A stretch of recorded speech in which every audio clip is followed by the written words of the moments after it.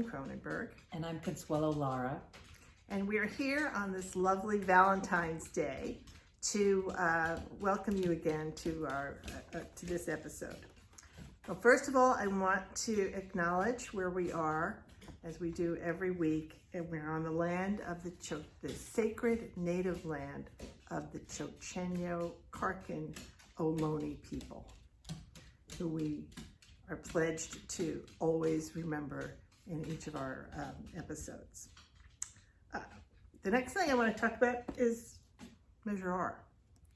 Measure R is coming up. The election is March 3rd, but I know many people have already started voting. And we just want to be sure that everybody who's watching this episode knows clearly what Measure R is. And what Measure R will do is help us continue to rebuild the schools in West Contra Costa. I will once again post the list of schools that have been built, which are all over the school district. We started with the oldest schools and rebuilt the schools that were built in the 30s and 40s. And then we've marched on through with the schools that are in the worst condition. And people think their school's in the worst condition until they see somebody else's school. But there's still work to be done. It's a big district, and there are schools that need to be built, and there are new needs that have come up. There's new schools that have opened. Our Mandarin school is the best example of that. Absolutely. Yeah. So if you have any questions about Measure R, you can go to the Yes on Measure R website. Or you can contact either of us directly. If you would like your own beautiful sign, we still have some left, and you can have one in your very own home. If you know of a place that should have a sign, or if you have a place of business that would like a sign, we would be happy to have them delivered to you. But R will help the children of West Contra Costa, just as every bond measure throughout the state of California. Almost many school districts have bond measures on in March. Yeah, I think so. That's true. Yes, and I think you can do some canvassing also. You can go to UTR and call them. That's the Teachers Union, United Teachers of Richmond, and they're going to be canvassing. And if you're interested in canvassing for somebody else, you're happy to. We'd be happy to have you bring Measure R materials along with you, because this is a very active political season right now. We know you're all out for a variety of candidates. But the candidates it doesn't matter which candidate you have if you want to support Measure R. And one of the things we want to talk about is dispelling some myths about Measure R. I think the thing that I come across the most is that people don't understand that there's two separate buckets of money. Right. And that one is for facilities and the other is for operating costs. And operating costs come from the ADA, for the children's attendance, average daily attendance, that money that you get per child. And that's what we use just to pay salaries and to maintain the schools, provide the education. The other pocket of money or bucket of money is for facilities, and we get those through bonds. And through tax measures. This particular tax measure that we're asking the public to vote on can only be spent to help rebuild the schools, right? And the challenges that West Contra Costa and other districts are facing with their operating expenses, and honestly, the conversation now about laying off teachers and cutting back on the budget because of a budget deficit, that is a very important conversation, but it really has nothing to do with Measure R. Separate. The funding is completely separate. It's like having a pot of money for your mortgage. Your mortgage has nothing to do with your other operating expenses in your house. It's a very separate thing. And that's just the way the United States builds their schools. We build our schools in the United States, pretty much in every state, by going to the communities that the schools are in and asking the members of that community to vote to tax themselves to help rebuild and keep their schools maintained.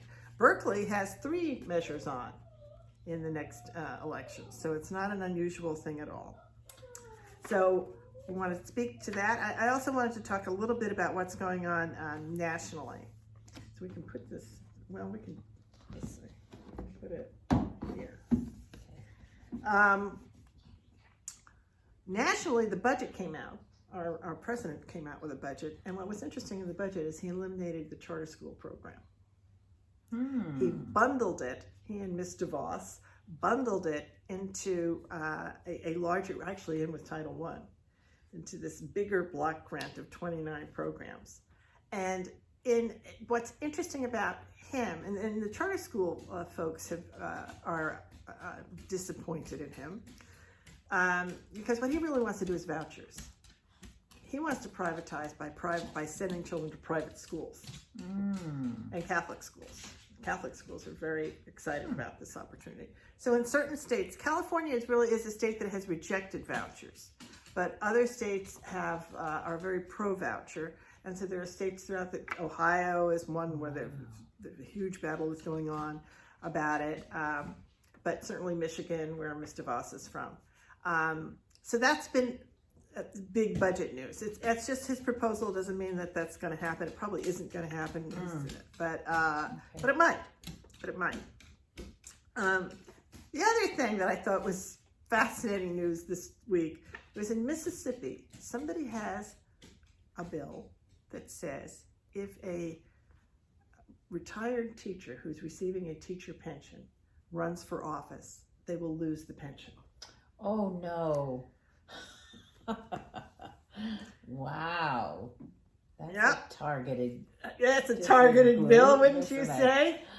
So you have to choose between your stipend or your pension. Wow. It's sort of going to have a chilling effect on the recruitment of teachers to run for office in Mississippi, wouldn't you say? Yes. Wow. So that caught my attention in the list of bills that are happening right now. The other one is the windfall. This is the charter school real estate world. Andre Agassi is a very big player. And this week he made $61 million on a real estate deal to sell a charter school from one company to another. Huh. That sounds so familiar. There's opportunity there. Yes, it happens all the time, right? Yeah. Okay. Well, Mr. Agassi is well known, so when he's been in this business for a while and seen this as an opportunity for investment. Well, which is what it is. Confirms charters are a money-making machine. Yeah. Don't kid yourself. No, and he's he certainly isn't apologizing for that, but that is absolutely the fact. Absolutely the fact. Good. So now we should talk about the district and what's new in the district.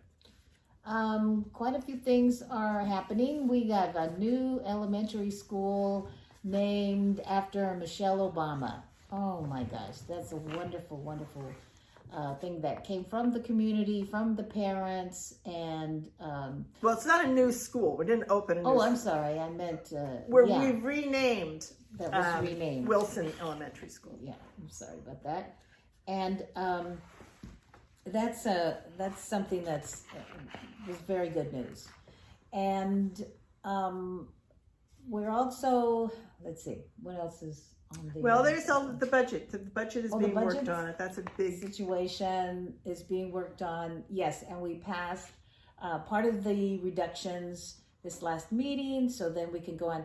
We are really having good relationships with the unions in terms of having this. We're all in this together, and we're all trying to figure it out. And it is a very difficult time right now to have to make these cuts. But and there are a lot of rumors. I mean, that's another thing. And I know our UTR president, Mr. Gonzalez Hoy, has put out a statement to his members and to the public, just saying, don't just assume whatever the rumors are that you're hearing are true. And what is true is that the various union groups are going to have to come forward and make decisions as to what they're willing to accept as far as their contract goes. Yeah. Right? And that hasn't happened yet. Right? They're still just in the course of figuring out what the proposals are. Exactly. It's like what's out on the table. And those nothing's confirmed yet, but these are different options that are out on the table that people are considering. So. Right. But they'll be done very soon because the time is very short for the decisions to be made. And I think today is Valentine's Day. Today is also, I believe, the last day for teachers and administrators to accept the $2,000 incentive to retire. Yeah. So a lot of it depends on that. Who's going to elect not to come back? Who's going to elect to retire? So those kinds of things have yet to be solved before, looking at the reductions that are going to have to take place. So, and there is a place to get the facts. Go to the website. There is a whole space there for you to click on updates, and you can get the facts. Please don't think you can get the facts from social media, Facebook, or any of those. That's not where the facts are. No, that's where the rumors are. That's where the rumors and opinions are. That's really the truth, and people get confused, and it's a high anxiety time. There's no question about it. If you're worried about losing your job, there's no question that that's the number one thing in your mind. And I know that going into this next week of break, there are people who are very frustrated and don't know what to do. And the fact is, they're going to have to just start thinking about what's important, and there are many steps each person can take themselves as to what they're going to do for their own career. But they also need to know that the district will be working all next week. Nobody's going to stop working on this. Oh, yeah, absolutely. And I believe there's even a timeline as part of that. So that's important to look at as well. Yeah. And again, it is confusing. If you have questions, just email us. And the decisions haven't been made. No, that's the bottom line. That is it. And they can't be made because each decision is dependent on other things. Yeah. So they needed to know who was going to submit their exit plan today. So now, as of today, they'll know who those folks are, administrators and teachers, who will not be coming back next year. Exactly. And so those are openings that will be filled by other people who then won't be laid off. Yeah, that's what it comes down to. And there's a lot of demand that management, administration, they need to take theirs cut first before everybody else, which is, I understand that. But on the other hand, I see somebody who used to think, oh, we're so top heavy and all of that. I understand that need for that. And that's going to happen. That is happening. There's going to be some cuts there for sure. Well, there's no question about that. I mean, that was even said the other day.